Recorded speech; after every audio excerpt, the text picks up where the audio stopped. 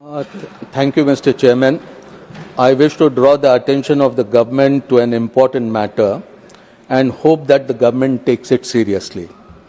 Just as the economic survey is laid on the table of the House one day prior to the Union budget, India should institutionalize an annual report on the state of social justice that will be similarly laid on the table of the House.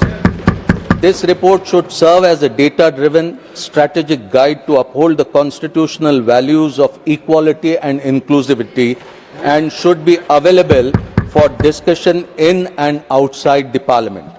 This report on the state of social justice must systematically evaluate existing legal and policy frameworks to ensure they meet constitutional mandates.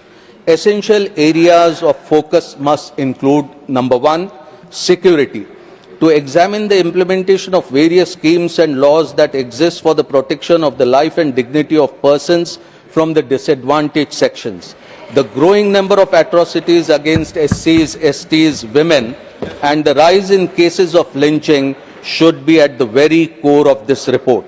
How long should we be witnessing people getting into the manholes and cleaning the gutters in inhuman conditions and remain spectators of some of them dying in the process? We need to address this as a national priority. 2. Financial accountability. Analyzing budgetary allocations and the ground-level impact of affirmative action and schemes for empowerment of disadvantaged sections. 3.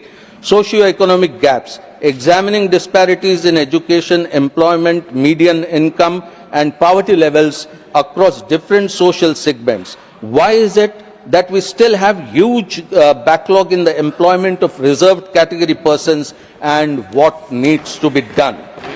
Why is it that there still exists a huge gap in educational levels of children coming from disadvantaged categories?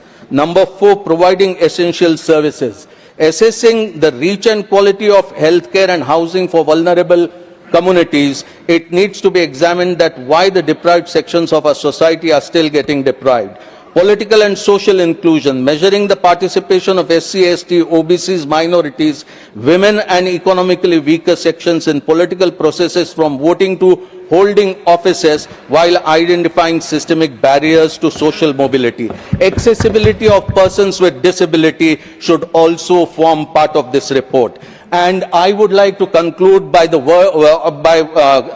recalling the words of Dr. Ambedkar. How long we continue to deny equality in our social and economic life? If we continue to deny it for long, we will do so only by putting